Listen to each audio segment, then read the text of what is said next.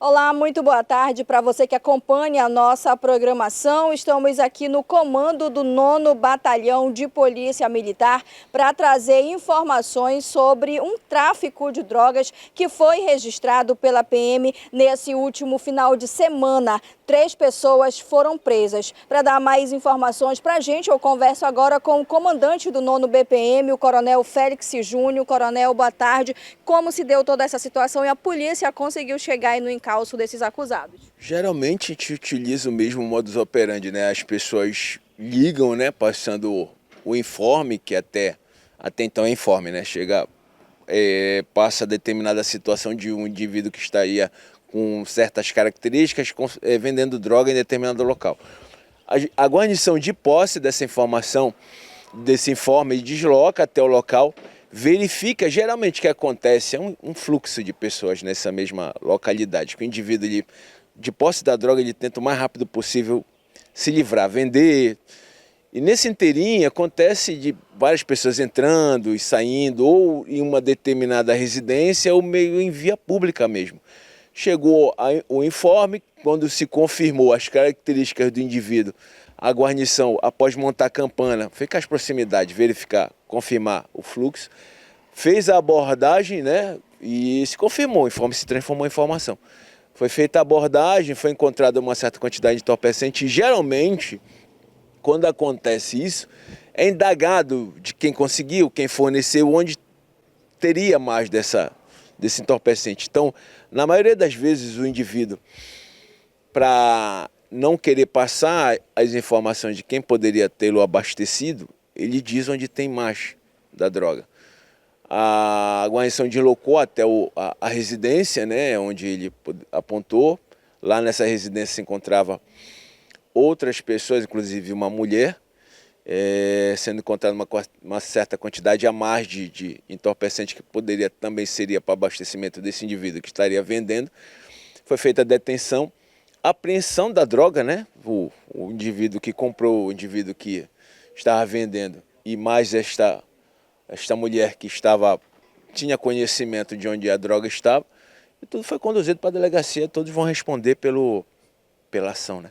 Coronel, além da droga que foi apreendida, a presença de uma mulher seria aí uma estratégia do crime? O que acontece, principalmente aqui na nossa cidade, né? A gente vê muitas mulheres envolvidas na prática da venda de entorpecentes. Muitas são companheiras do indivíduo que vende, outras que assumem a venda em razão da prisão do marido, do esposo, que seja. E utilizam-se até como meio de subsistência, né? E em razão dos viciados, pelo próprio vício, manter esse vício, elas assumem a venda, inclusive na própria residência, com a presença das crianças, com os filhos, né, infelizmente. E a gente vê muito, além da droga em si, objetos que foram oriundos de furto, desses mesmos indivíduos que se apossam de coisas da própria casa e às vezes de transeuntes para trocar pela droga. Então é uma série de situações que decorrem dessa situação. Mulher não procurando meio de subsistência, né? Utiliza-se da venda da droga, o indivíduo que vai lá para se entorpecer, as famílias que foram vítimas deste mesmo indivíduo com a venda da droga. É uma série de crimes que acontecem de uma situação só. Configurou como essa, de exemplo, de indivíduo que estava vendendo, o indivíduo que estava comprando e a mulher que estava aguardando. São várias pessoas envolvidas numa única situação, né? Isso daí é quase que rotineiro, só que as nossas ações, inclusive com a ajuda da população, a gente está colocando essas pessoas para se apresentar na justiça para se justificar, porque independente do possível motivo que gerou, não se pode se compactuar com o crime, porque senão entra em desacordo todo o ordenamento público. A gente pode fazer uma comparação rápida, né, que as pessoas dizem: por que não para com esse combate? Libera. Se você vê nos próprios países, inclusive de primeiro mundo, em que foi liberado, houve um retrocesso da ação dos órgãos de segurança, né, subtende se economizam nessa parte, só que a parte de saúde explodiu, porque você vê verdadeiras ruas completas de verdadeiros zumbis, né?